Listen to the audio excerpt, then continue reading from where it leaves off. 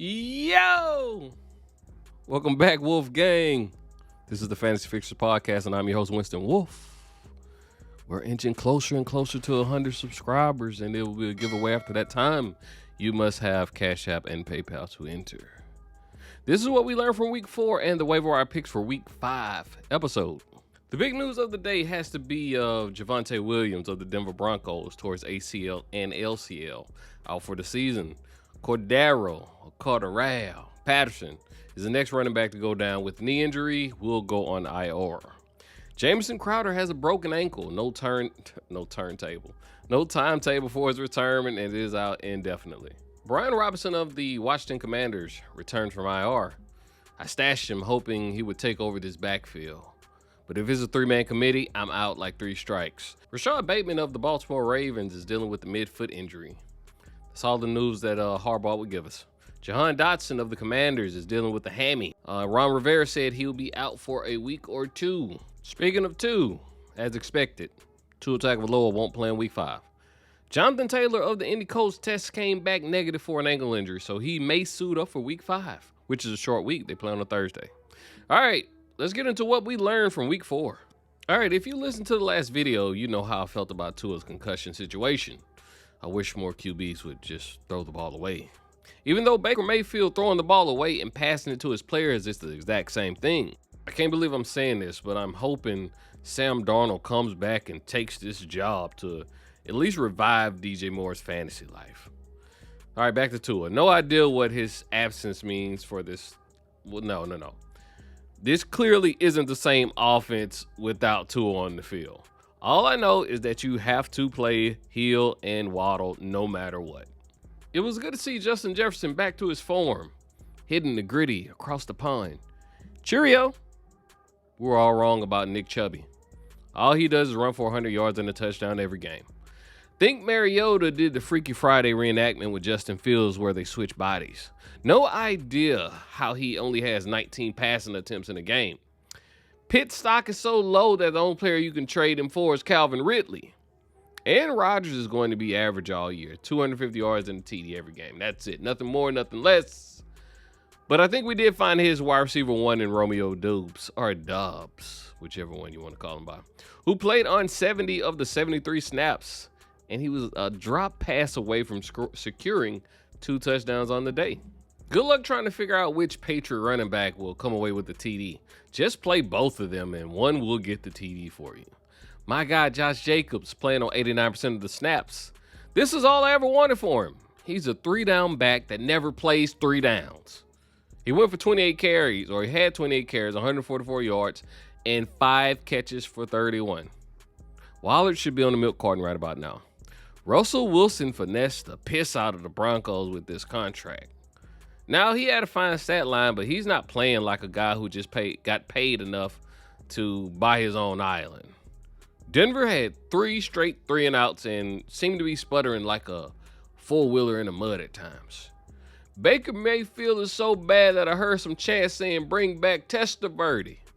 That man is 58 years old and he might be better than Baker right about now. I traded DJ Moore for some toenail hair last week. I sneezed and blew the hair out of my hand. I still feel better about the trade. He did put up 6 for 50, which isn't bad, but that's terrible on 11 targets. Will somebody whisper to Baker and tell him, at the very least, just pass the ball to CMC and let him do the rest. Just get out of the way and let him handle it. The Cardinals' offense isn't clicking like it used to, and I anticipate that changing when D-Hop gets back, and we'll be seeing him put up serious numbers like last year. Told you to go get Rondale Moore, but don't start him because I thought he would be eased back in the game and split staffs with Greg Dortch, but nah.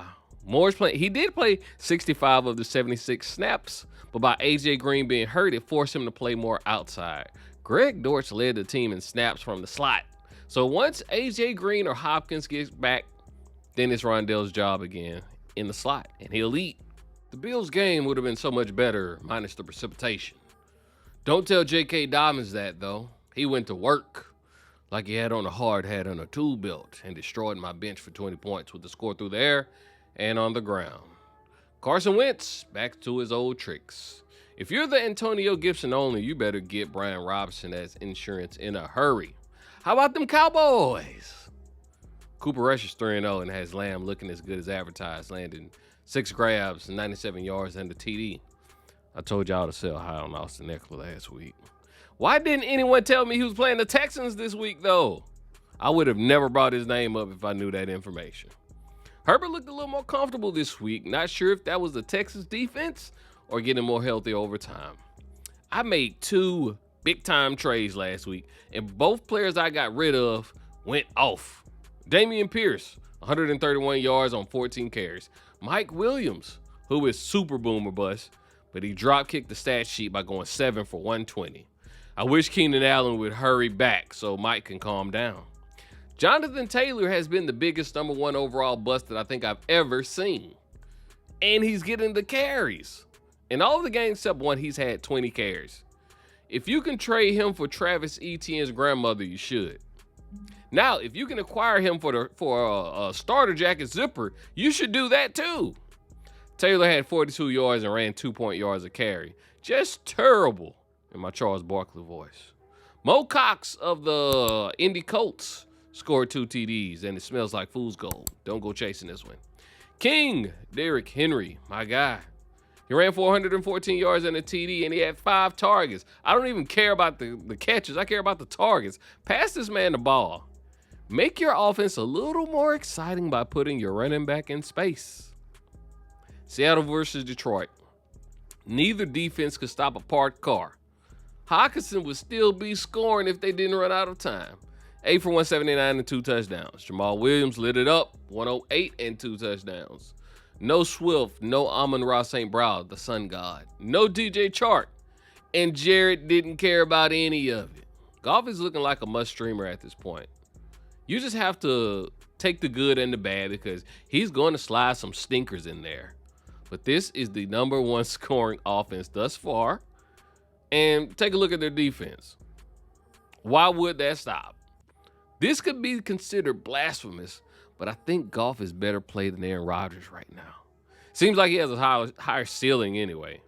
Dare I say, Geno Smith is looking better than Russell Wilson right now. I might have been wrong about Geno. I said he wouldn't be able to deliver the ball to Metcalf, so sell him. Sheesh. Metcalf went off for 149 yards, plus an intermittent boo-boo break. Could this be a fluke from both defenses just being trash? Guess we'll see next week. Someone invite Rashad Penny back to the fantasy party. All right, let's get to why you're actually here. The most important part of fantasy, the waiver wire. The number 1 QB to add is Jared Goff of the Detroit Lions. Now, he won't have the luxury of playing the Legion of Boom that he just faced, but he's 52% owned, put up 378 yards and 4 touchdowns without 3 of his 5 best players. He has 2 games with a 4 TD showing. Their defense is playing like they always have their opponents on their fantasy teams. So he's going to be in shootouts or in garbage time, which makes for great fantasy days. The number 2 QB to add is Geno Smith, and this feels just absolutely gross. I don't know what kind of situation I have to be in to start Geno, but I have to bring him up. He's thrown for at least 320 yards and 2 touchdowns in back-to-back games. Could he turn this around? I have no idea, but I would rather start him over Russell Wilson right about now.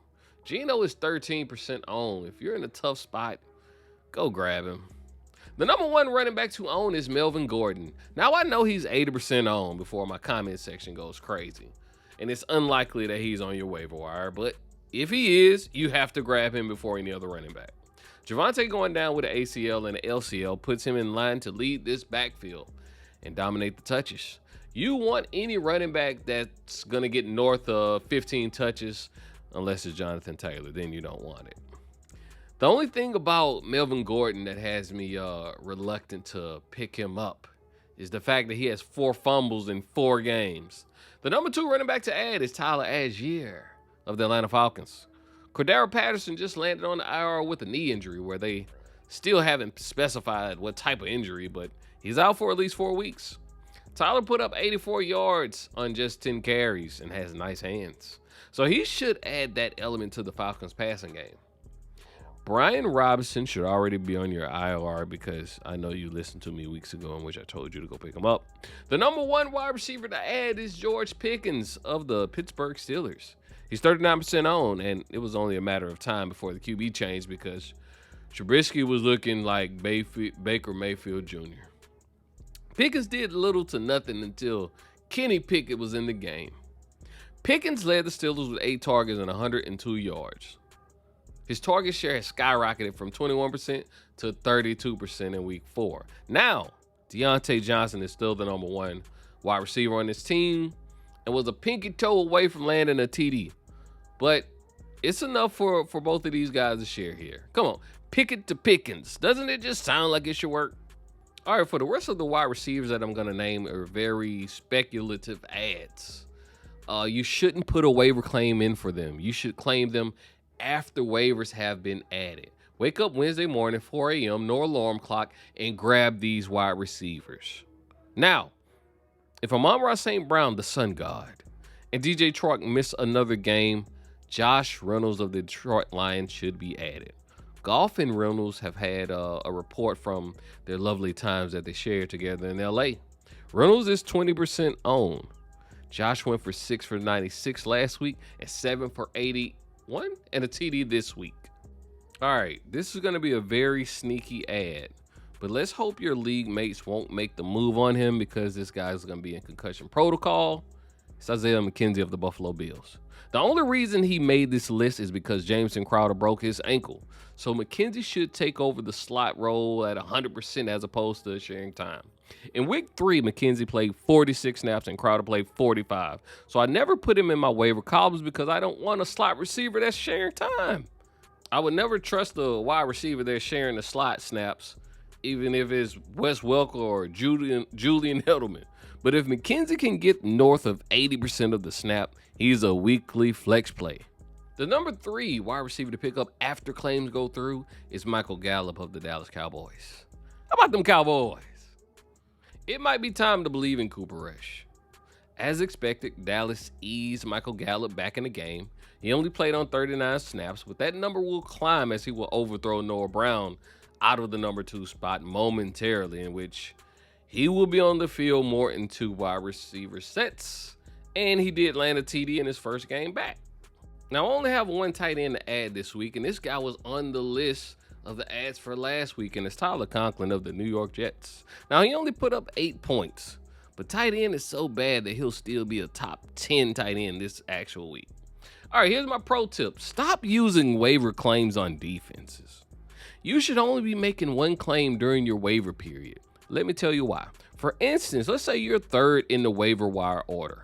Once you make the waiver claim and land that player, everyone who made claims behind you are still behind you next week. So if you made one claim and the 4th through 10 spots all made claims after you, you would still be in the 3rd spot the following week.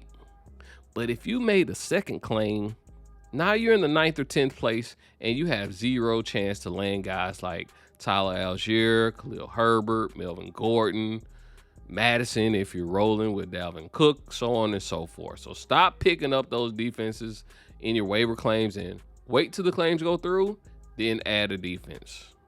All right, this is going to wrap up the waiver wire ads of the week. Happy hunting. I'm out.